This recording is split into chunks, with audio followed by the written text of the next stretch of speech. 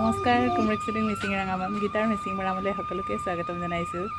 আজি আপোনালোকৰ মাজলৈ মই লৈ আনিছোঁ কলা চাউলেৰে বনোৱা পায়সৰ ৰেচিপি। আশা কৰিছোঁ সকলোৱে ভাল পাব। ব্লেক ৰাইচ বা কলা চাউলৰ পায়স বনাবৰ বাবে মই সৰু বাতি এটাৰে 1.5 বাতিমানৰ জোখাৰে চাউল লৈছোঁ। চাউলখিনি প্ৰথমতে ধুই লৈ আধা ঘণ্টামানৰ বাবে পানীত তিয়াই ৰাখিম। চাউলখিনি তিয়াই নললেও হয়, কিন্তু যিহেতু চাউলখিনি আমাৰ ঘৰতে নিজে খেতি কৰা হয়, মিলত দিওঁতে আমি আচল ৰংটো গুচি যাব বুলি ভাবি পলিচ কৰিব নিদিলোঁ, আৰু পলিচ নকৰিলে খহটা ভাৱ এটা আহে বাবে তিয়াই ল'লোঁ। অৱশ্যে ইয়াৰ খহটা ভাৱটোতে আচল তেজখিনি সোমাই থাকে। চাউলখিনি কোমল হোৱাৰ পিছত গৰম কেৰাহী এটাত 3 চামুচমানৰ জোখাৰে গৰুৰ ঘিউ দিছোঁ। এতিয়া তেজপাত, ডালচেনি, কাজু বাদাম আৰু কিচমিচখিনি দি দিছোঁ। এইখিনি ভালদৰে ঘিউৰ লগত মিলি যাবৰ বাবে 2-3 মিনিটমান ভাজি লৈ গাখীৰখিনি দি দিছোঁ। গাখীৰৰ পৰিমাণ 1.5 লিটাৰমান লৈছোঁ।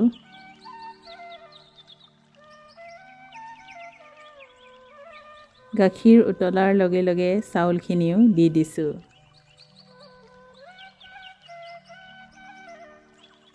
এতিয়া গাখীৰখিনি উতলি পৰি নাযাবৰ বাবে আৰু চাউলখিনি কেৰাহীত লাগি নধৰিবৰ বাবে এনেদৰে লৰাই থাকিম।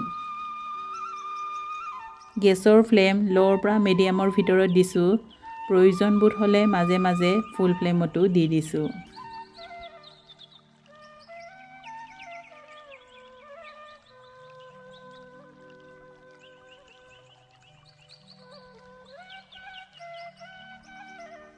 কেৰাহীৰ কাষে কাষে লাগি থকা গাখীৰখিনি এনেদৰে এৰুৱাই মই লৰাই থাকিম।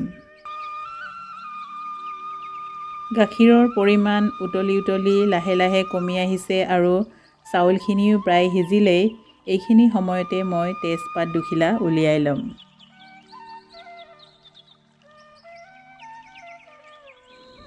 এবাতিতকৈ অলপ কমকৈ নাৰিকলৰ গুড়িও দিছোঁ।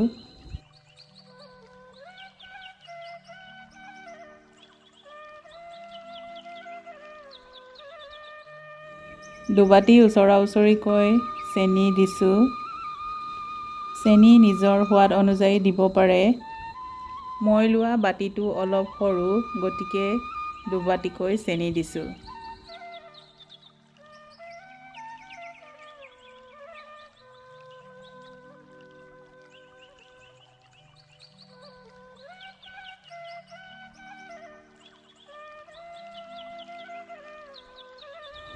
এতিয়া একেবাৰে শেষত থেতেলিয়াই লোৱা ইলাচি 3টামান দিছোঁ।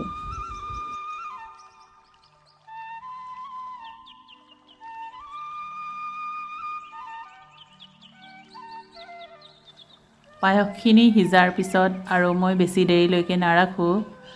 এইটো জোখতে ৰাখিম, কাৰণ ঠাণ্ডা হ'লে এনেই গোট মাৰি যাব, আৰু পায়স ঠাণ্ডা হ'লেহে খাই বেছি ভাল লাগে। কলা চাউলৰ পায়স এনেদৰে এবাৰ বনাই খাই চাবচোন, সঁচাকৈ বহুত ভাল লাগে। বিশেষকৈ কলা চাউলখিনিয়ে খোৱাৰ সময়ত যেতিয়া দাঁতত কিচিক কিচিককৈ লাগে, তেতিয়া নতুন এটা সোৱাদ আহে আৰু খাবলৈও বহুত ভাল লাগে।